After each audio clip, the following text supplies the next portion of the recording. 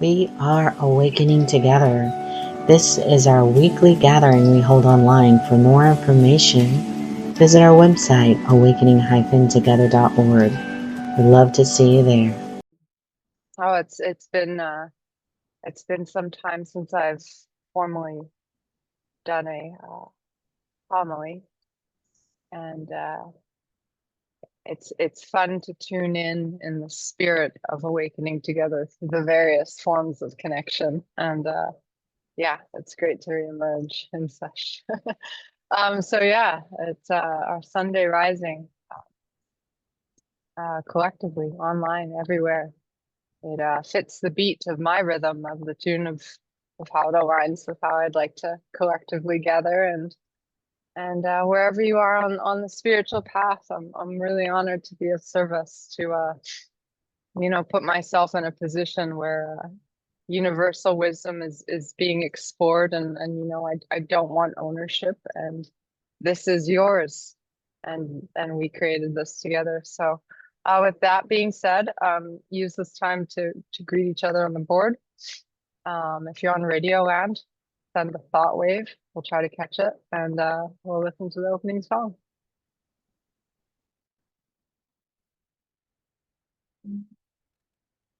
Wow, what a treat, Cindy, to have the extended version. I was not expecting to float away uh, and feel all of that. I'm so grateful. It's spiritual, mental, and physical, and I can awaken to all of it and recalibrate, tune, permission. And yeah, which leads right into our purpose, which is the freedom to explore this in an assembly of equals, equally adjusting to the vibratory station of Earth and spirit. We are an assembly of equals joined in common purpose. We're awakening to one true self. And with an appearance of many faiths, many cultures, and many symbols, we seek to discern one truth and rest in its embrace.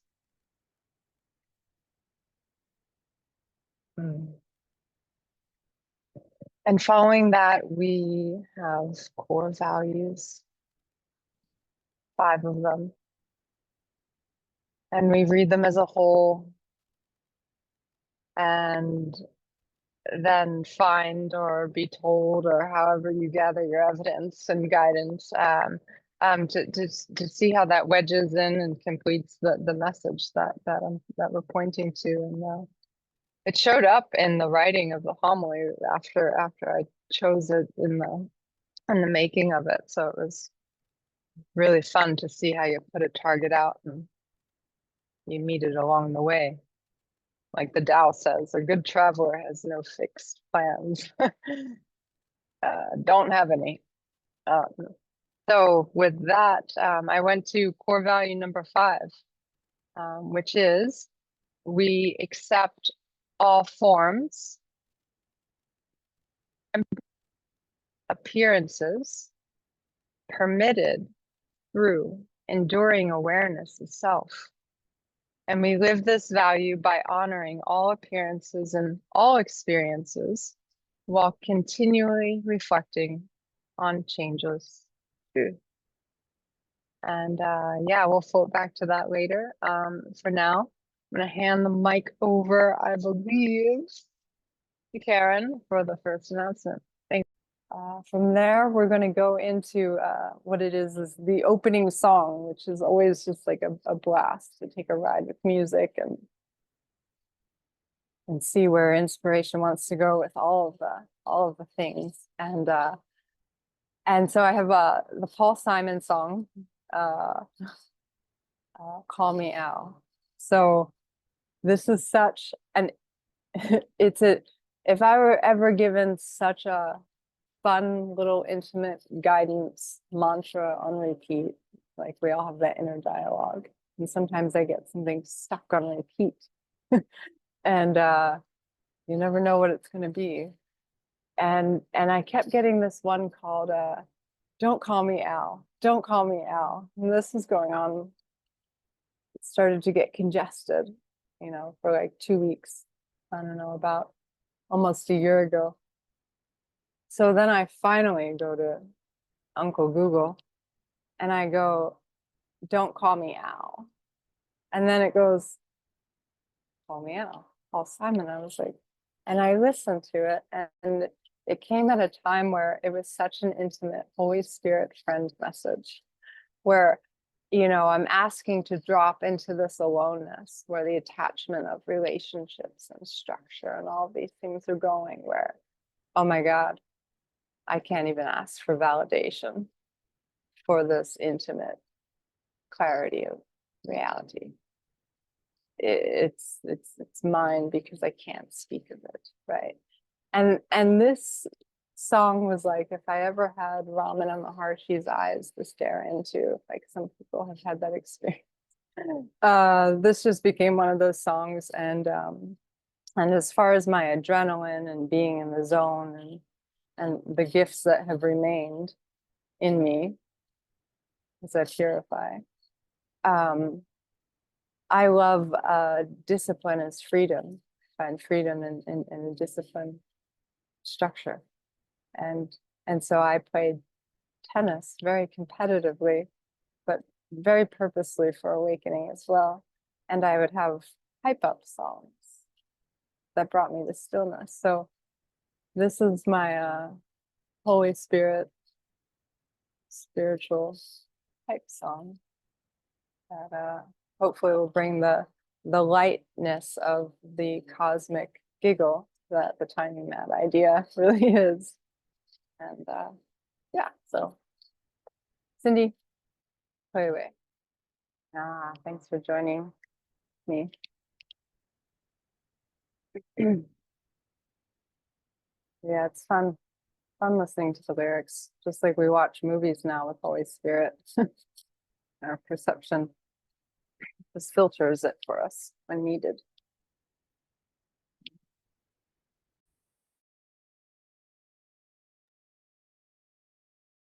So here we go. Let's center in to the intention that wants us, for sure. It's interesting to realize that this is not what I thought I'd be writing or exploring today. I love it. Still gets me every time.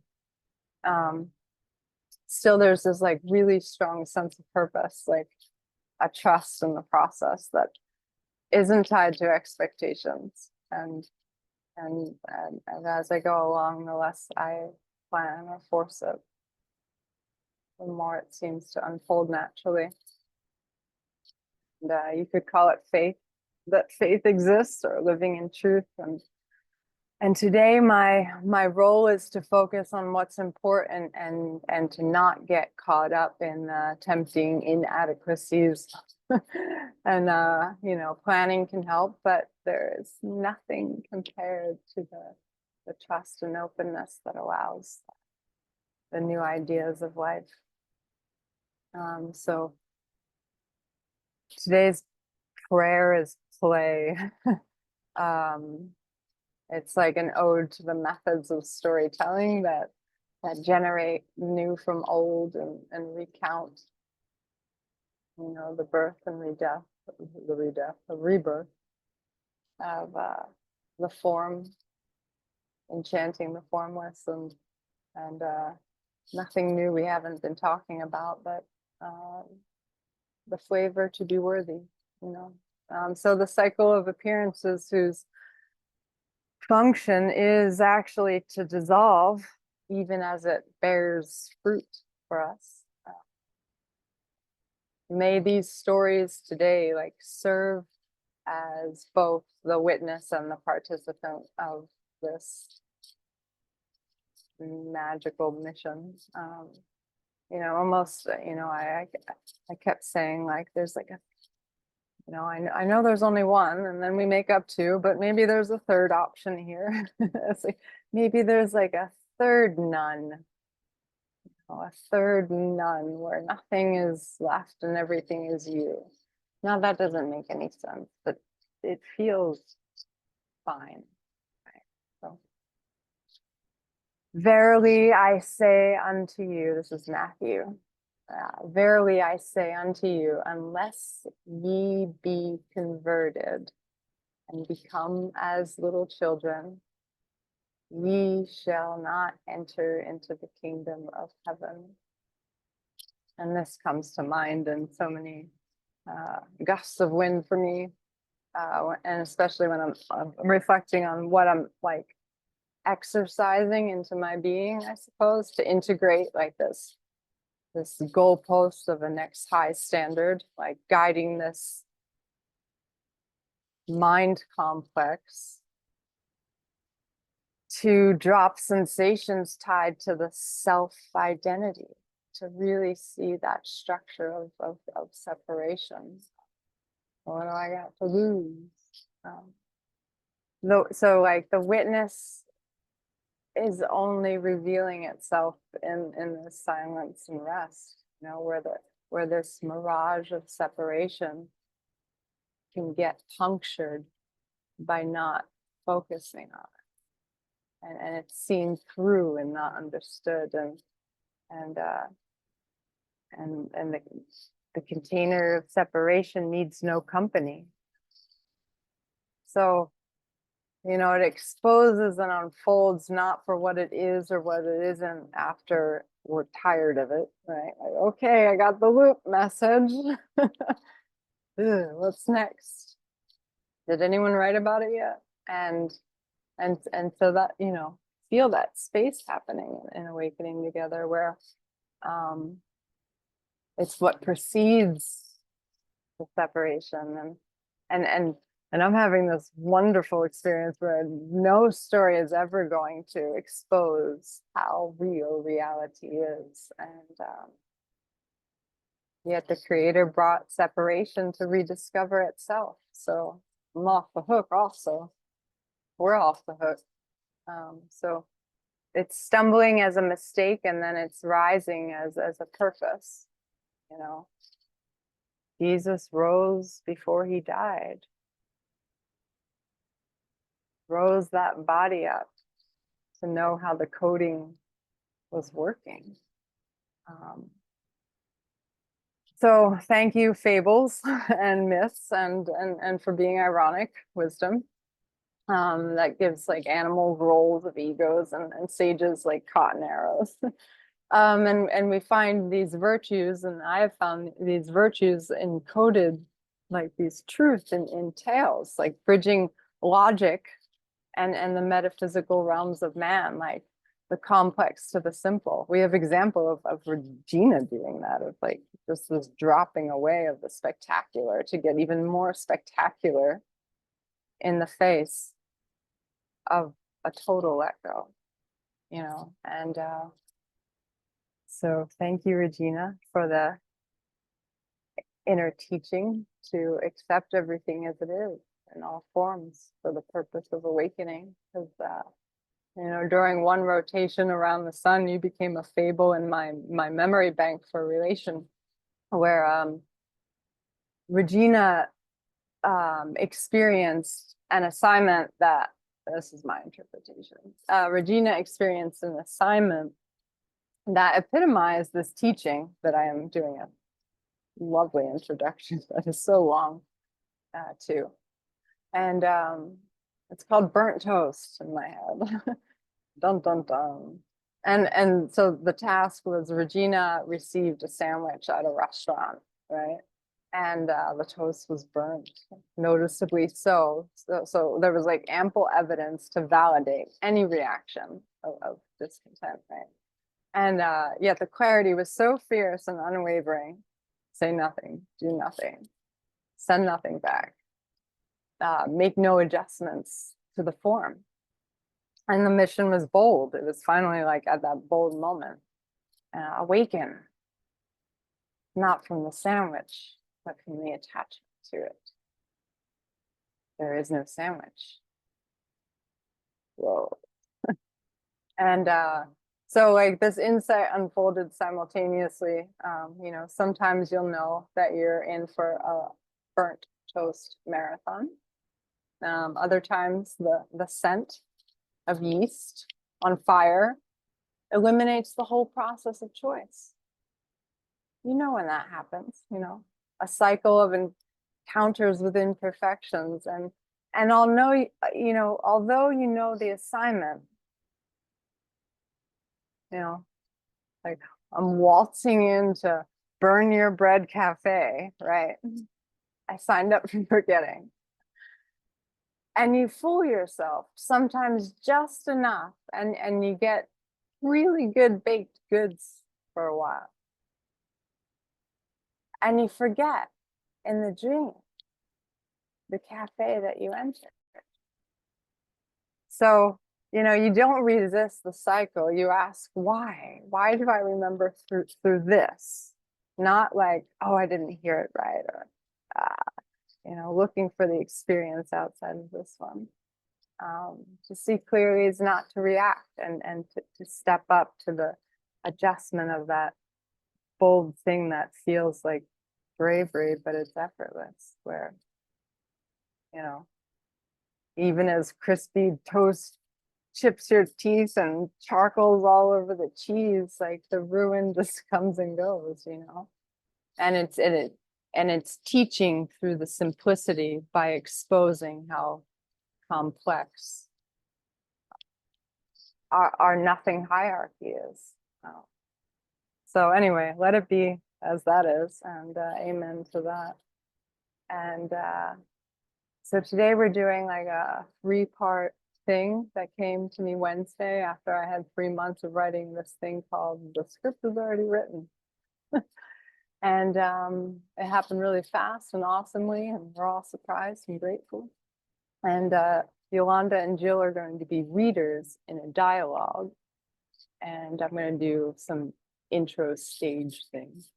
And Jill's going to be my main reader in the opening and the closing. So first time for everything. And for now, I'll hand the mic over to Jill. I hope time is on our side. Meg, thank you so much for the brilliant creativity that flows through you. This is just so fun. All right. Part 1, The Dreamer's Knot. A wanderer approached the temple of no walls and asked, Master, what will awaken me from this endless dream? The master lit a single flame and said, Tell me, does this flame burn to illuminate, or does it burn to destroy? The wanderer paused and replied, It does both. The master nodded and extinguished the flame with a breath and whispered, Then tell me what remains. I, a stranger and afraid, in a world I never made. A poem by Alfred Hausman. The laws of God, the laws of man, he may keep that will and can. Not I let God and man decree laws for themselves and not for me. And if my ways are not as theirs, let them mind their own affairs. Their deeds I judge and much condemn, yet when did I make laws for them? Please yourself, say I, and they need only look the other way. But no, they will not. They must still wrest their neighbor to their will, and make me dance as they desire, with jail and gallows and hellfire. And how am I to face the odds of man's bedevilment and God's? I, a stranger and afraid, in a world I never made. They will be master right or wrong, though both are foolish, both are strong. And since my soul we cannot fly to Saturn nor to Mercury, keep we must if we can, these foreign laws of God and man. As the flame of illusion flickered and died, and the dreamer stood no longer tied, there arose a voice, not from without, but within the silence beyond all doubt. Veil, it whispered, soft and clear, do you still cloak what is near? The veil stirred, thin and frail, its fold trembling, its purpose pale. From the quiet came another tone, not light, not shadow, but wholly its own. Wit, it called with a knowing smile. Do you still jest to beguile? And thus began their timeless exchange, two forces meeting at the edge of change, one to obscure, one to reveal, a dialogue born of what they conceal. The wanderer now still remained, a witness to what the veil contained. And holy wit and its playful art spoke to the core, the beating heart. So the stage was set, the voices grew near. Valerie the Veil and Holy Whitney appear. That's the end of part 1.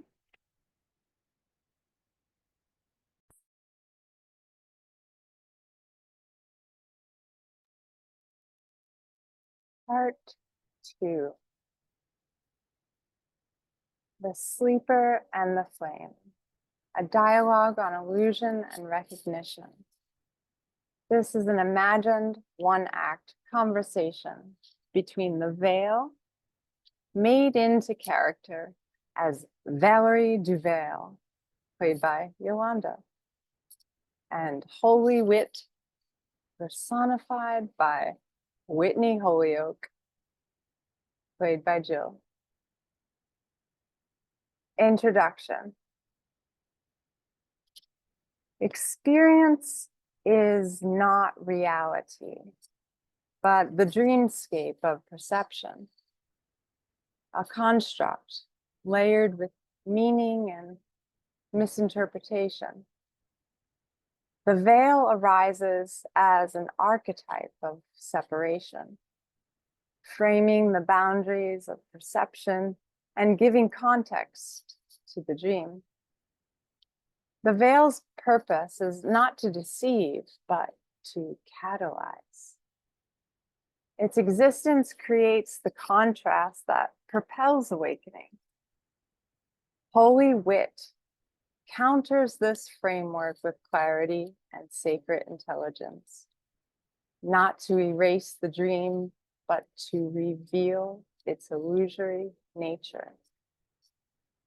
Together, they form the dialogue of awakening. It's an interplay where shadow invites inquiry and light invites recognition. The sleeper represents the universal state of consciousness enshrouded in amnesia, unaware of its inherent unity and boundless potential. This archetype embodies the journey of individuation, the process like you are navigating through layers of separation to discover the underlying wholeness. The sleeper is both the participant and the witness in the interplay between shadow and light, reflecting the human experience of struggle, insight, and eventual awakening. What follows is a script, coded reflection of dynamics within all experience. So the veil and holy wit speak not to debate, but to demonstrate a back and forth that mirrors the mind's own process of discovery. So their exchange invites the readers to see the architecture of the dream while simultaneously stepping beyond it. It's not so much a resolution, but an invitation. It's like a rhythm designed to resonate with the dormant clarity, which is in every sleeper. So the premise of the dialogue, the conversation unfolds metaphysically, showcasing the veil and holy wit as archetypes. Their exchange highlights the themes of obscuration versus illumination, representing the delicate balance of forgetting and remembering. As the dialogue progresses, these symbols take on tangible forms.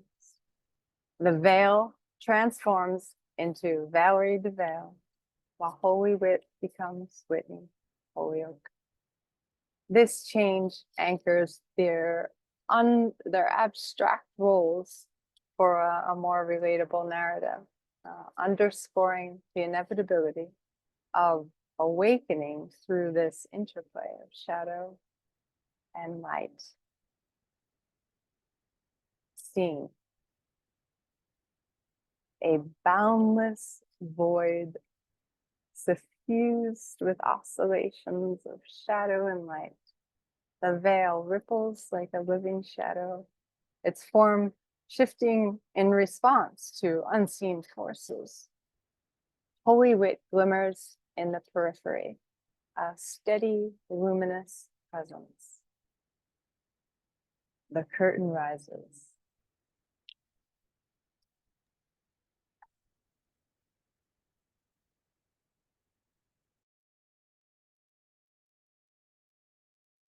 Yolanda, you're muted.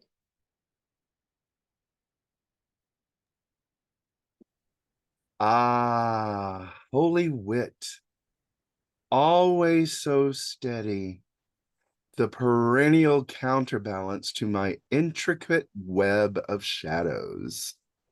Have you come to illuminate the sleepers again, or perhaps to marvel at my architecture? Architecture. Indeed, your construction of shadows has its allure.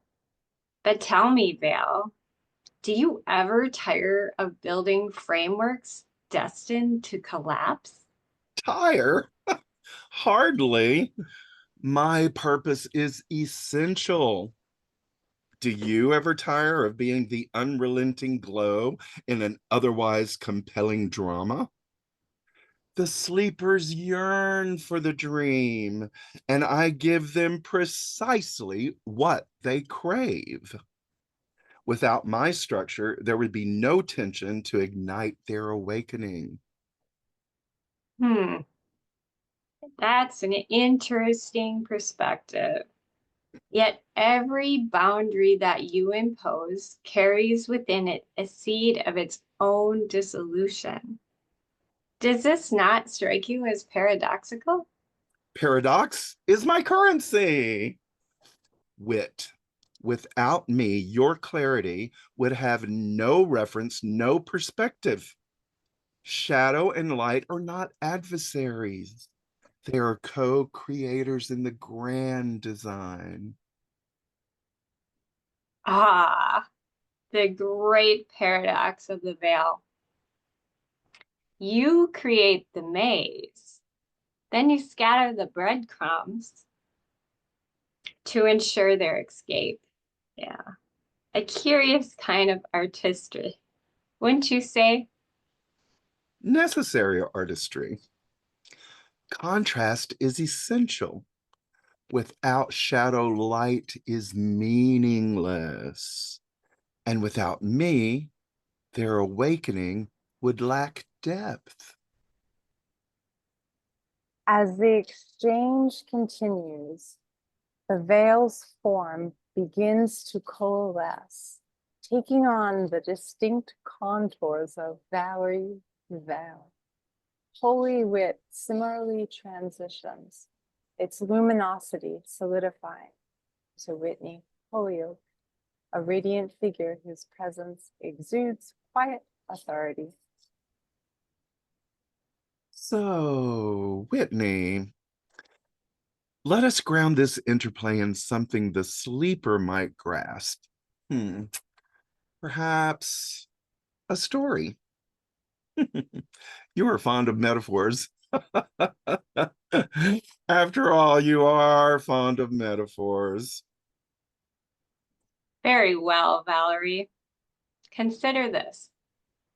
Once there was a village nestled in a valley overshadowed by a great mountain. The village lived in perpetual shadow, lamenting the absence of light they could only imagine. Let me guess. A hero climbed to the mountain to reveal the sun. Not quite. One day a traveler arrived, carrying a mirror polished to perfection. She placed it at the mountain's base, reflecting sunlight into the village, illuminating every corner. Ah, clever. But without the mountain's shadow, the mirror would be redundant. My role, as ever, remains integral. Integral, yes, but temporary. The villagers, now accustomed to the light, began climbing the mountain themselves. They saw that the summit was not an obstacle, but an invitation. Upon reaching it, they realized the sun had never been absent, only obscured. And so, my shadow, your light, played their parts. The villagers' journey was sparked by the interplay, not by one force alone. Precisely. The mirror revealed what the shadow concealed, and the journey to the summit integrated both. Shadow and light are not in opposition, they are in collaboration. Oh, a tidy fable, Whitney. But what of my permanence? This is my fate, to unravel in the face of their clarity, to be laughed out of existence. Even as they ascend, do they not leave traces of my shadow behind? Not fate, purpose. Traces, yeah, but only as markers of the journey. Symbols of progress, not permanence. When the sleeper awakens, your shadow becomes the outline that frames the light it once concealed. Perhaps. But let us turn this reflection outward. So, I am both the shadow and the spark, the obstacle and the bridge. How might the sleeper engage with this interplay directly? If they too carry shadows, what steps would bring recognition? First, they must inquire of their shadows. What purposes do they serve? Not to condemn, but to understand. Every obscuration carries a kernel of light just waiting to emerge. They must allow themselves to see the shadows not as barriers, but as guides. Ah, yes. And in doing so, they dissolve the tension between what is hidden and what is revealed. The act of seeing transforms shadow into clarity. Precisely. The sleeper must recognize that shadow and light are movements within the same field, reflecting a united whole. Through this understanding, their laughter can emerge, not from triumph over darkness, but from the joy of recognizing its role. So the interplay continues, but with awareness rather than resistance. The sleeper learns to converse with their own layers, to see through their boundary. Yes. And in the seeing, the veil becomes transparent, not destroyed. You're not destroyed, but integrated. The journey is not to escape the shadow, but to honor its role in revealing the light. As the veil's form begins to dissolve, it becomes an outline, a fading structure, no longer imposing, but gently framing the scene. The sleeper stirs, their presence no longer passive, but curious. Whitney, steady and radiant, turns to the sleeper with a gaze that holds no urgency, but infinite patience. The dream is yours, sleeper. Not a prison, but a canvas. Not a puzzle to solve, but a truth to remember. Awaken not by force, but by knowing you never truly slept. The sleeper, now faintly illuminated, takes a breath. The laughter begins, quiet, unforced, like light breaking through the clouds. The scene dissolves, leaving only the parroting parallel of clarity, an invitation to all who witness. And so, in the quiet grip of foreign laws, where man and God alike bind the wanderer's pause, does the dreamer linger, not yet awake, draped in veils that neither hold nor break? What is this world but a house of thought, where shadows play at being wrought? The Holy Spirit, like a quiet guest, sits at the feast of unbidden rest, whispering softly to the sleeping mind, do you see, or are you blind? For what is experience but a dreamer's art, a gallery drawn from the depths of heart? Each moment a brushstroke, each breath a hue, illusion painted as something true. The sleeper calls it real, this fleeting show. But what does the eternal truly know? If reality bends to a holy wit, what spark ignites the end of it? Not wrath, fear, or hellfire's creed, but the quiet knowing you are freed. Freed not by flight to Mercury's shore, but by turning inward to find the door that's no door, the path that's no path, where dreamer and dream dissolves in math. The laws of man and God now fade in the silent light that none have made. Not a stranger, not afraid, you witness to what has played.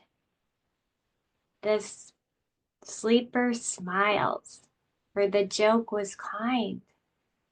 The world dissolves, yet you remain. The holy flame that needs no name. Thank you so much. Yolanda and Jill.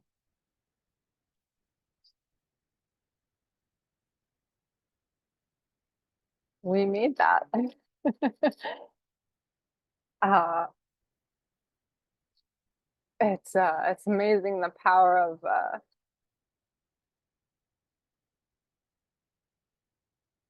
the power of setting an intention and then having it create with the presence of the sangha of what we're practicing, the company of truth, where the same intention of that zero changeless truth reality is being held while whatever we're putting in there is being delivered, and I just feel the power of it. It's been very profound to be a part of that here. Meaning I'm inspired in the contemplative flow state from the authentic connections that are happening through the intention of a bigger mission. So yeah, it seems my intention today is to really reiterate and penetrate this core value, you know, like how many different ways can I expose form at its root and be playful about it. And I've been having a great time with memories lately, meaning I don't think a lot about them. I don't have a lot of history that I've retained. The ones that are the codes that have remained have like this purpose now for like an informative connection. And I've been recently connecting with the little Meglet, you know, before the programming, who it's just fun to be in a memory without a past, I suppose, like a true remembrance. And I've never had glimmers of it before, so it was a whole new flow. But I had two sets of encyclopedias when I was like 4. And one was like a 27 volume book of questions kids ask, you know, and I always had a dear diary, a dear friend, a dear Holy Spirit, a dear something all throughout my life. So dialogue is like showing up. So yeah, we're gonna take the road called really driving it home, where we strip thought to like its nature, you know. And I love the fable because, you know, I have this fable that I found on Facebook book called "Don't Argue with Donkeys," and it's so relative to the states of this limbo that I feel like we all go through, and then personally speaking, just like a personal message too.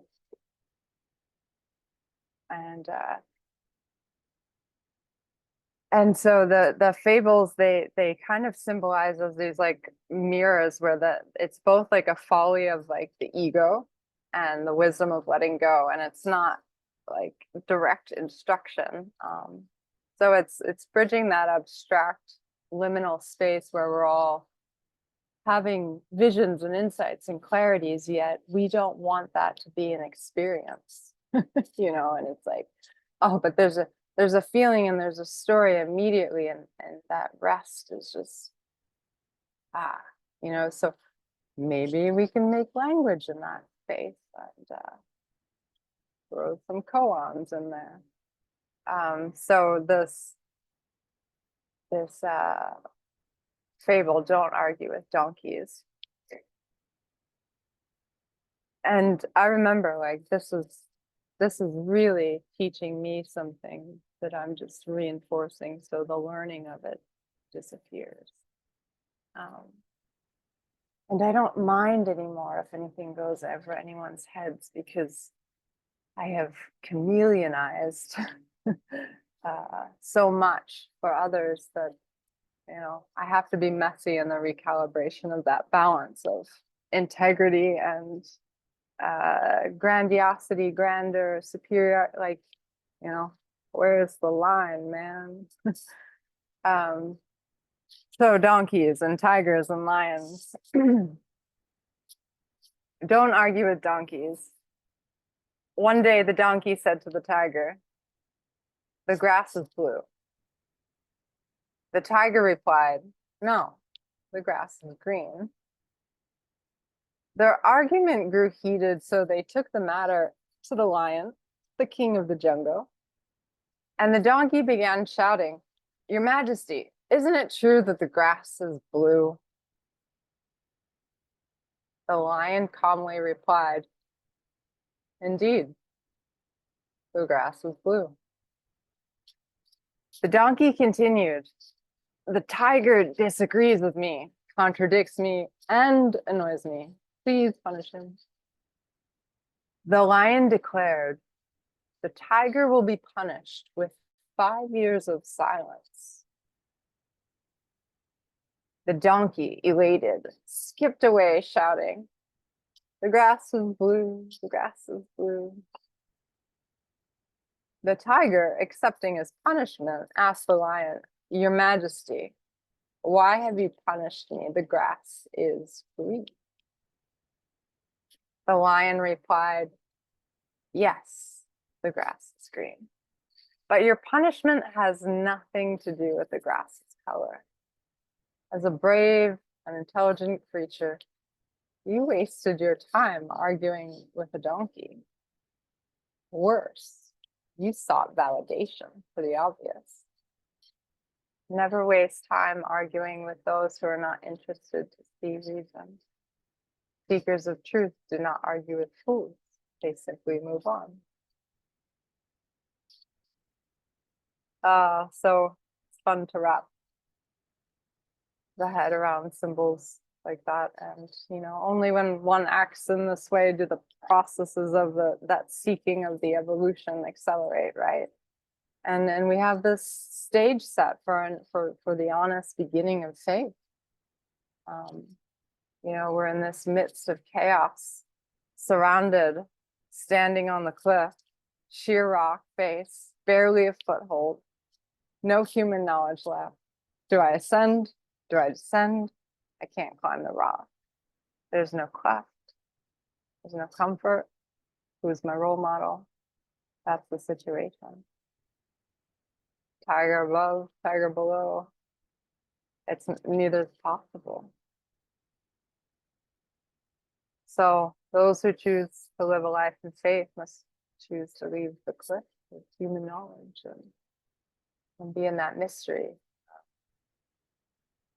willing to allow the mystery to teach. And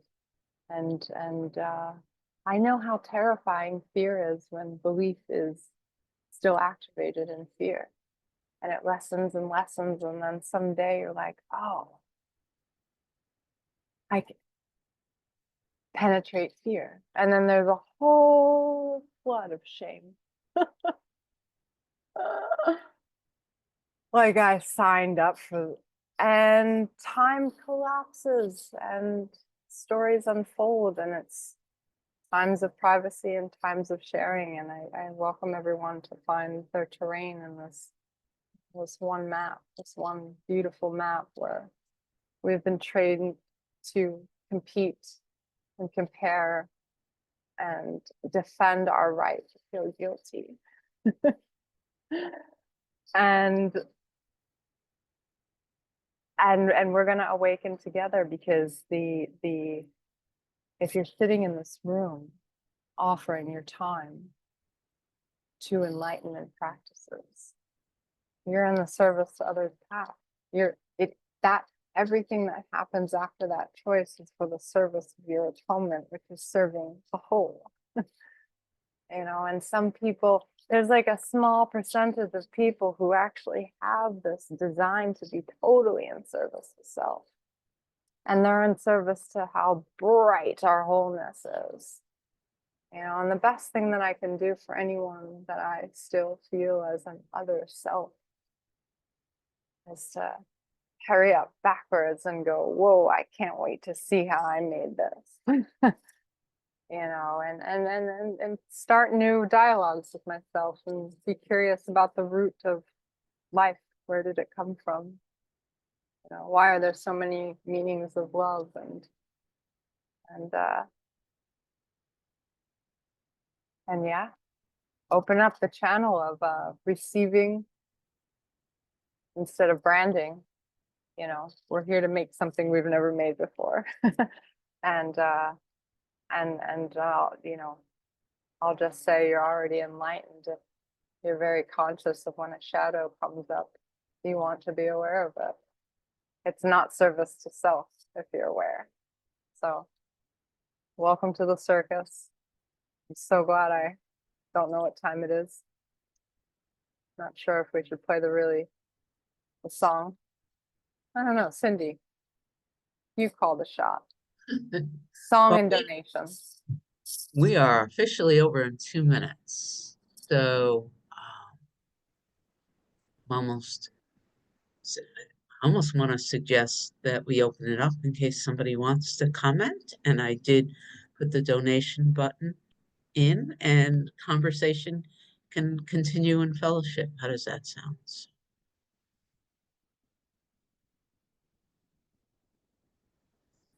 So if anybody would like to say anything at all, we have just 2 minutes. There's Rhoda. I can't stay for a weekly gathering, and I just feel inspired to speak. That was a download of clarity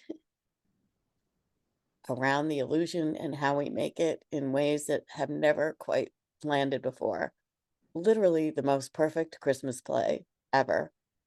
I want to thank you all for your willingness and your participation and your creativity. And geez, oh my goodness. I just am so inspired and grateful, just incredibly grateful.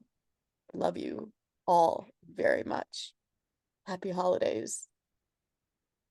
We'll see you soon.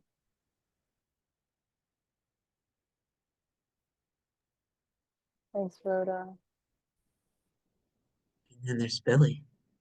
Take us out. Hi, everybody. Meg, you pulled it off. It was awesome. You know, the play was tremendous. You know, it just brings us back to where how much we grow in our quarterly.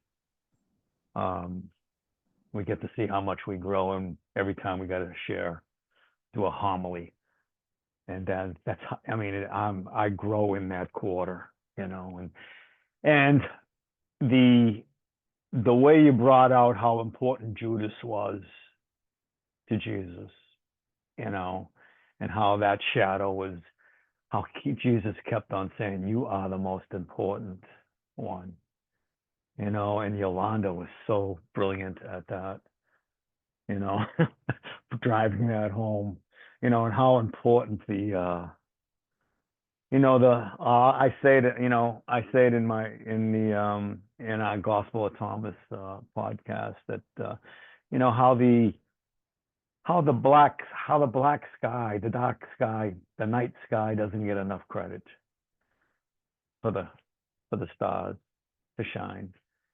And, but it was just so important, and how the adversity is that learning tool, you know, that blessing that comes our way.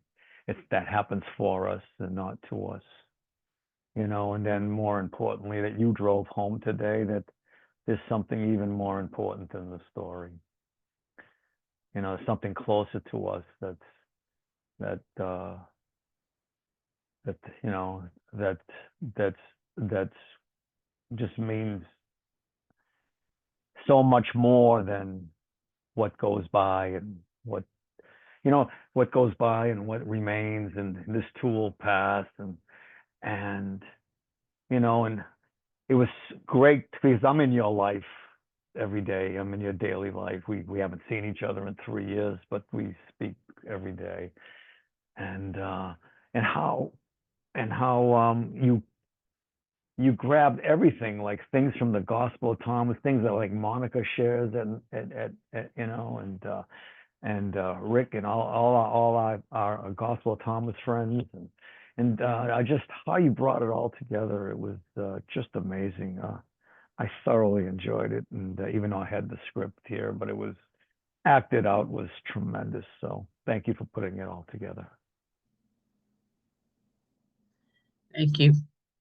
Thank you, Billy. Thank you, Meg. That was phenomenal. Want to thank everyone for their time here during today's gathering. It was such a treat. I'm going to stop the recording now. You've been watching our online gathering. It happens weekly on Sundays at 10:15 a.m. Eastern Time. To join us live in the sanctuary, visit our website, awakening-together.org. You'll want to click on Online Sanctuary in the main menu, and then in the drop-down menu, look for How to Enter the Sanctuary. Right there at the top of the page is a clickable link. We'd love to see you in the sanctuary and join with you in fellowship. Thank you again for watching. Also, please know that if you'd like to stay connected via the Awakening Together channel here on YouTube, you can subscribe and hit the bell for more notifications. We hope to see you in the sanctuary.